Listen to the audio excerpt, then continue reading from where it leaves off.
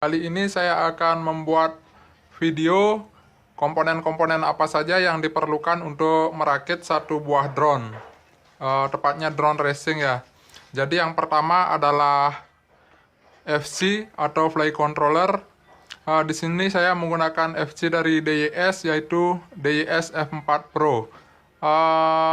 FC ini adalah merupakan otak daripada drone itu sendiri. Dan FC ini juga sudah built-in PDB, jadi kita tidak usah untuk menambahkan PDB-nya lagi. Kemudian yang kedua adalah ESC, Electronic Speed Control. Jadi fungsi dari ESC ini adalah untuk memberikan atau membagi tenaga ke setiap motor yang ada di drone tersebut. Jadi kita membutuhkan 4 buah ESC, di mana ESC ini memiliki satuan besaran ampere. Jadi semakin besar ampernya, semakin besar pula tenaga yang bisa disalurkan ke motor tersebut. Dan saya menggunakan DYS yang XSD 30 ampere. Oke. Setelah ESC ada motor. Jadi fungsi motor ini adalah untuk menggerakkan propeller sehingga drone-nya bisa terbang. Nah, di sini saya menggunakan SC dari Racer Star BR2205S. 2205 ini adalah merupakan ukuran besaran dari motor tersebut. Sedangkan kemampuan daripada motor ini dihitung menggunakan nilai kV. Jadi semakin besar nilai kV, semakin besar juga putaran atau semakin banyak juga putaran yang bisa dihasilkan oleh motor ini, sehingga powernya juga akan semakin besar. Kita membutuhkan 4 buah motor.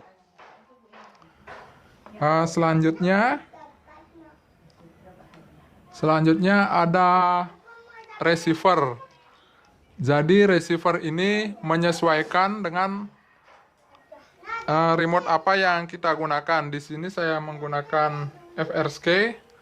Jadi saya pilih receiver FRSky yang XM Plus. Kenapa saya pilih XM Plus? Karena bentuknya kecil dan ringnya lumayan jauh.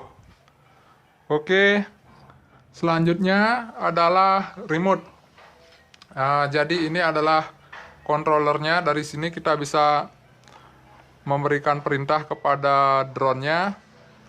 Ada banyak jenis atau banyak merek dari remote-nya, tergantung kemampuan dan selera kita. Kemudian ada baling-baling. Menggunakan 4 buah baling-baling yang bisa membuat drone-nya menjadi terbang. Setelah itu ada baterai. Jadi di sini saya menggunakan baterai yang 4S 1300 mAh dan 95C. Jadi semakin banyak jumlah sel daripada baterai ini, semakin besar juga tenaga yang bisa dikeluarkan. Sedangkan mAh ini adalah untuk flight time-nya ya. Jadi semakin besar nilai mAh, semakin lama pula kita bisa menggunakan baterainya ini, semakin lama terbangnya. Nah, untuk mengikat baterainya ke drone-nya kita membutuhkan sebuah strap seperti ini. Kemudian ada antena. Nah, antena ini akan dipasang di VTX, jadi semakin bagus antenanya, semakin bagus pula hasil gambar yang bisa diterima oleh Google. Selanjutnya ada kamera. Kamera sendiri menggunakan satuan TVL ya, jadi semakin besar satuan semakin besar nilai TVL-nya, semakin bagus pula hasil videonya. Di samping TVL, dia juga tergantung dari sensor yang digunakan. Ada yang CCD, ada yang CMOS, dan yang lainnya. Saya menggunakan kamera Runcam, tepatnya Runcam Eagle 2. Kemudian ada VTX. Nah, jadi VTX ini menggunakan satuan MW. Ada yang 25 MW, ada yang 100, ada 200, ada sampai berapa ya? Kalau nggak salah.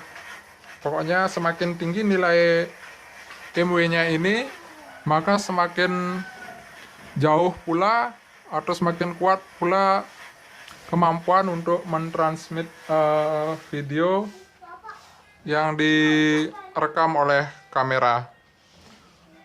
Jadi fungsinya VTX ini adalah menyampaikan rekaman video ke Google yang kita gunakan. Kemudian yang terakhir sebagai pelengkap, ini ada protektor motor ya. Jadi dipasangnya seperti ini ketika terjadi crash, bisa untuk melindungi motornya.